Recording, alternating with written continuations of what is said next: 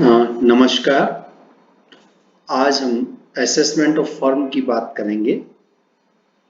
As you all know, every person is liable to pay the tax. Person means under section 231 the word person has been defined, or it is a inclusive list is given कि what types of person are included in the word person. Every person is liable to pay the tax. Hindustan के जो भी person है सबको tax देना है। Even then corporations, temples, goods और all are responsible are liable to pay the tax. तो section 231 की हम बात करें तो सेक्शन 231 के अंदर पर्सन की कैटेगरी में individual, HUF Hindu undivided family, company, firm, association of person or body of individual, a local authority, and every artificial juridical person not falling within any of the preceding categories are included in the word person. ये 7 तरह के लोग person की category में include है और section 231 के according इन सातों कैटेगरी को इनकम टैक्स एक्ट के अंदर टैक्स पे करना होता है because all they are liable to the tax. So as far as individuals in HUF are concerned, we have already discussed about this in second year. At MCOM level, we will discuss about the assessment of firm today. So firm क्या है? Firm here firm means partnership firm, जिसे आप अच्छी तरह से वाकिफ हैं। Partnership firm का इनकम टैक्स के पॉइंट ऑफ व्यू से असेसमेंट कैसे करेंगे ये हम डिस्कस करेंगे। And the word firm also include LLP, limited liability partnership.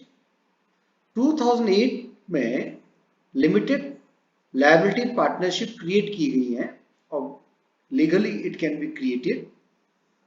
Basically firm में होता है क्या है, फर्म के अंदर लिमिटेड लायबिलिटी नहीं होकर अनलिमिटेड लायबिलिटीज होती हैं।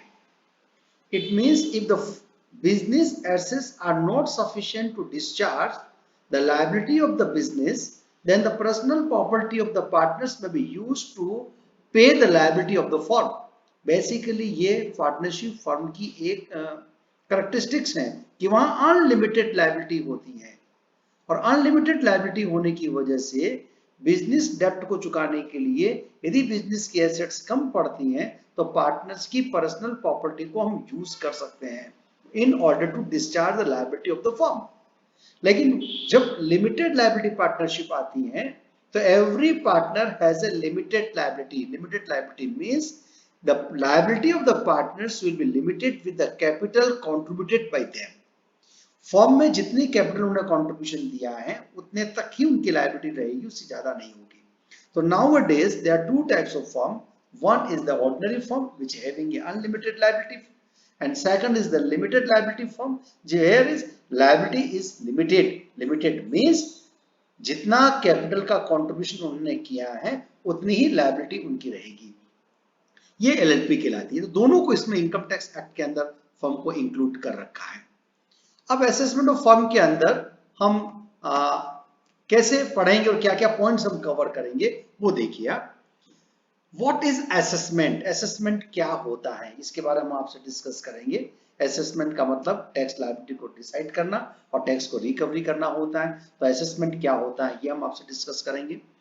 फिर जो सबसे इंपॉर्टेंट पॉइंट जो है वो है residential status of the firm. Income tax act में किसी भी पर्सन की लायबिलिटी को फिक्स करने के लिए सबसे पहले रेजिडेंशियल स्टेटस को डिटरमाइन किया जाता है because the tax liability of the any person is depend upon residential status of the person. वो रेजिडेंशियल स्टेटस के अकॉर्डिंग ही उसकी टैक्स लायबिलिटी का डिटर्मिनेशन होता है। वो OR है या NOR है, कैसा है उस पर डिपेंड करेगा। तो उसके अकॉर्डिंग टैक्स लायबिलिटी डिसाइड होती है। तो सबसे पहले रेजिडेंशियल स्टेटस डिसाइड करेंगे। तो फर्म के केस में दो तरह का रेजिडेंट हो सकता है, रेजिडेंट और नॉन रेजिडेंट। वो क्या होता है हम आपको बताएंगे, क्योंकि फर्म कितना टैक्स पे करेगी, किस इनकम पर टैक्स पे करेगी, यानी उसे फॉरेन इनकम पर टैक्स पे करना है या नहीं करना है, और इंडियन टैक्स इनकम के ऊपर टैक्स पे करना है नहीं करना है, इस बात का निर्धारण करने के लिए सबसे पहले you have to decide the residential status of the form, वो हम आपको डिसाइड करेंगे। फिर हम आपको बताएंगे basic points regarding the assessment of forms. Form का असेसमेंट करते समय कुछ फंडामेंटल प्रिंसिपल्स आपको ध्यान में रखने होंगे, कुछ important points you have to keep in your mind. वो कौन कौन से इंपॉर्टेंट पॉइंट्स हैं वो हम आपसे डिस्कस करेंगे। फिर हम आपको बताएंगे कि the assessment of form can be done as a form और as a association of person.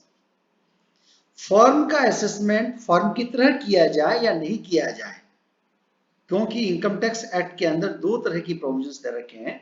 एक सेक्शन 184 में आपको बताऊंगा आगे कि यदि वन सेक्शन 181(4) की कंडीशंस को फुलफिल करता है तो फर्म का असेसमेंट फर्म की तरह किया जाता है, और if any one of them condition mention in the section 184 do not satisfy by the firm, then उसका निर्धारण एसोसिएशन ऑफ पर्सन की तरह किया जाएगा।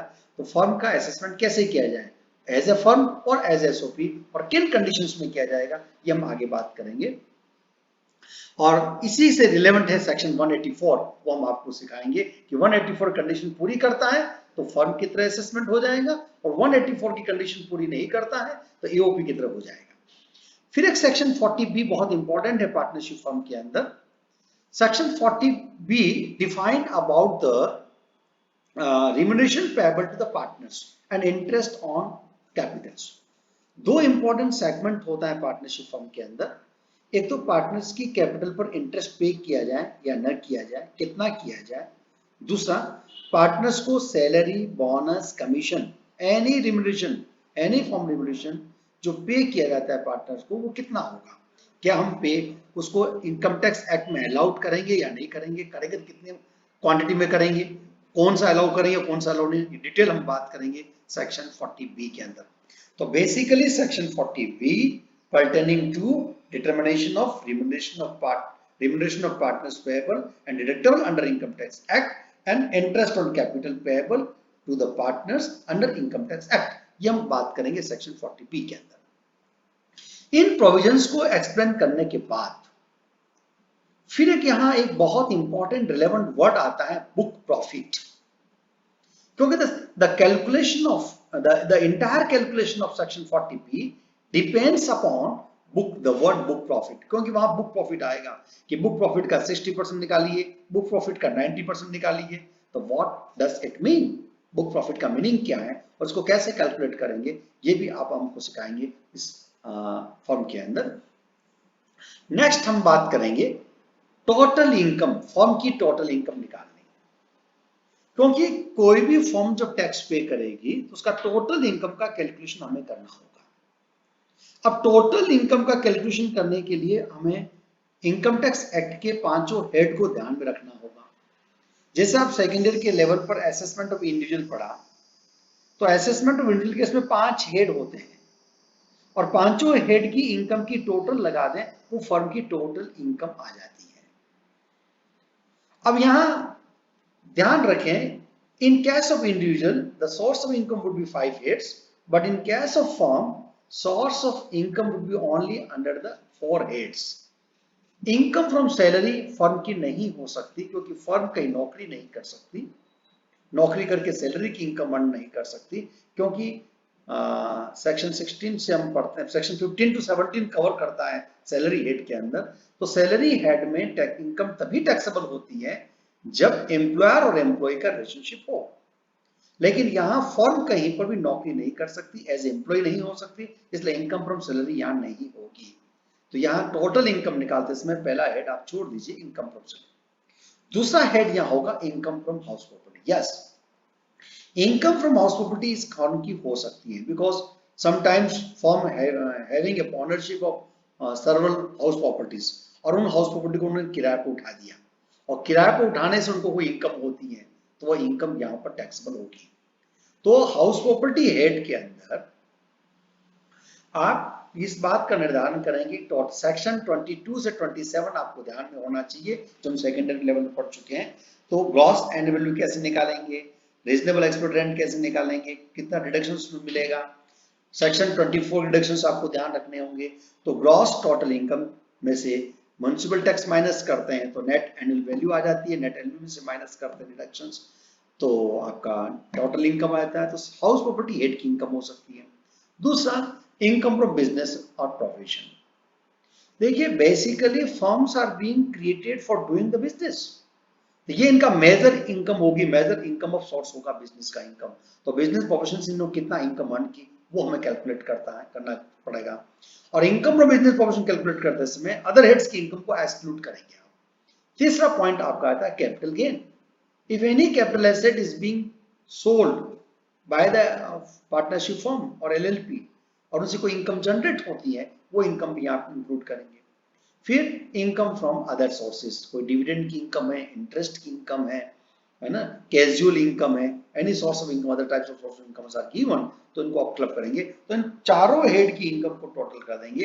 Income from business and house property, income from business and profession, income capital gain and income from other sources. इन चार head की total लगाएंगे, that would be total income.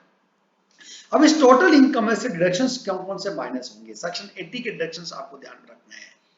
और सेक्शन 80 के डिडक्शंस कौन कौन से होंगे मैं आगे आपको बताऊंगा कि सेक्शन 80 के डिडक्शंस आपको उसमें से माइनस करने होंगे। और ग्रॉस टोटल इनकम में से सेक्शन 80 के डिडक्शंस आप माइनस करेंगे तो जो बचेगा वो टैक्सेबल इनकम कहलाएगी आपकी। और वो टैक्सेबल इनकम, क्योंकि डिडक्शंस जो मिलते हैं वो डिडक्शन इंडिविजुअल्स के लिए लगे हैं, फर्म के लिए लगे हैं, कंपनीज के लिए लगे हैं, तो आपको वो डिडक्शंस आइडेंटिफाई करने हैं जिनको इन केवल पार्टनरशिप फर्म को मिलते हैं, वो डिडक्शंस आपको आइडेंटिफाई करने हैं। तो सेक्शन 80C से लेकर 80U तक कई सारे डिडक्शंस अवेलेबल हैं। उन डिडक्शंस को आप ध्यान में रखते हुए आप निकालेंगे कौन कौन से अवेलेबल है, मैं आपसे डिस्कस करूंगा, वो हम उसमें माइनस करेंगे। जैसे 80G है, 80GG है, 80GC है, 80I है, 80IB है, 80IAB है, 80IB है, 80IA है, तो सर्वल डिडक्शंस आर देयर। वो डिडक्शंस कौन कौन से आगे डिस्कस करेंगे। डिडक्शन लेस करने के बाद उसकी टोटल इनकम आ गई, this is a taxable income. अब टैक्सेबल इनकम आने के बाद उस टैक्सेबल इनकम के ऊपर आप टैक्स कैलकुलेट करेंगे। How to compute the tax liability, tax liability कैसे कंप्यूट करेंगे, because there are two types of rates are given, some special rates are applicable and a flat rate is given। तो tax rate कौन सी लगेगी, कौन सी इनके ऊपर कितना tax लगेगा, ये आपको डिसाइड करना होगा। तो ये अल्टरनेट टैक्स लायबिलिटी आपको डिसाइड करनी होगी। तो कैसे कैलकुलेट करेंगे ये हम आपको एक एग्जांपल के थ्रू बताने की कोशिश करेंगे। टोटल इनकम और टैक्स लायबिलिटी एक एग्जांपल हम लेकर के आपको दिखाएंगे प्रैक्टिकली करके कि how to calculate total income and tax liability of the firm. एक फिर आता है इसमें अल्टरनेट मिनिमम टैक्स। ये गवर्नमेंट ने व्यवस्था कर रखी है, नॉन कॉर्पोरेट एसएससी के लिए भी अल्टरनेट मिनिमम टैक्स एप्लीकेबल होता है। ऑर्डिनरी कोर्स ऑफ बिजनेस में जितना टैक्स लगना चाहिए वो टैक्स हम कैलकुलेट करेंगे। अल्टरनेट मिनिमम टैक्स के क्या प्रोविजन है ये भी हम आपको सिखाएंगे। तो अल्टरनेट मिनिमम टैक्स निकालेंगे, दोनों से ज्यादा अमाउंट आता है वो टैक्स हमें पे करना होता है। इसलिए अल्टरनेट टैक्स कैसे कैलकुलेट करेंगे हम आगे की स्लाइड्स में आपको सिखाएंगे। और last, assessment of individual partners. Individual partners का असेसमेंट कैसे करेंगे। देखिए पार्टनरशिप फॉर्म का डिसाइड कैसे करें ये तो हमें दिखा दिया, लेकिन the members of partnership form are called partners. वो पार्टनर्स भी अपने इंडिविजुअल कैपेसिटी में they are liable to pay the tax. तो इन पार्टनरशिप फॉर्म से they are getting salary, they are getting bonus, they are getting profits, they are getting capital, interest on capital. तो so many income is being derived by partner from partnership firm। तो उस case में उस partner के लिए उन income पर कैसे इनकम टैक्स ट्रीटमेंट करेंगे ये हम इसमें पढ़ेंगे। जैसे फॉर एग्जांपल एक पार्टनर को महीने की 20,000 की सैलरी दी जाती है पार्टनरशिप फर्म से। अब पार्टनरशिप फर्म पार्टनर को 20,000 महीने की सैलरी पे कर रहा है, तो वो पार्टनर के हैंड में टैक्सेबल होगी। वो किस हेड में जाएगा, वो सैलरी हेड में जा नहीं सकता, because partner is not employ of the firm. Partner तो एम्प्लॉयर भी खुद और एम्प्लॉय भी खुद है। In that condition section 15 is not applicable to the partners. Section 15 to 17 जिसमें रिलेशनशिप होनी चाहिए कि एम्प्लॉयर एम्प्लॉय का रिलेशनशिप होना चाहिए, वो रिलेशन एग्जिस्ट नहीं करता है, तो वो सैलरी हेड में जाएगा नहीं, तो फिर जाएगा इंडिविजुअल की पार्ट बिजनेस एंड प्रोफेशनल में। तो ऐसे कैसे कैलकुलेट करेंगे, यानी what ever income is being received by partner from partnership form, how it would be tax, कैसे टैक्स कैलकुलेट करेंगे। तो इंडिविजुअल पार्टनर्स की टोटल इनकम कैसे निकालेंगे और उसकी टैक्स लायबिलिटी कैसे निकालेंगे, ये हम आगे बात करेंगे। तो this is the entire structure of this assessment of form. इनमें हम इन चीजों का असेसमेंट कैसे डिसाइड करेंगे, रजिस्टर्स कैसे डिसाइड करेंगे, बेसिक पॉइंट कौन कौन से हैं, फिर फर्म का असेसमेंट किस तरह किया जाएगा, सेक्शन 184 के प्रोविजंस क्या है, फिर हम सेक्शन 40B के प्रोविजंस क्या है, बुक प्रॉफिट कैसे कैलकुलेट करेंगे, टोटल इनकम कैसे निकालेंगे, टैक्स लायबिलिटी कैसे निकालेंगे, अल्टरनेटिव मिनिमम टैक्स क्या होता है, और इंडिविजुअल्स का पार्टनर का डिसीजन कैसे होता है, ये वन बाय वन हम डिस्कस करेंगे। तो आज चूंकि हम आपको सिखा दिया कि इसमें हम क्या क्या कवर करने वाले हैं, वो हमने आपको बता दिया है।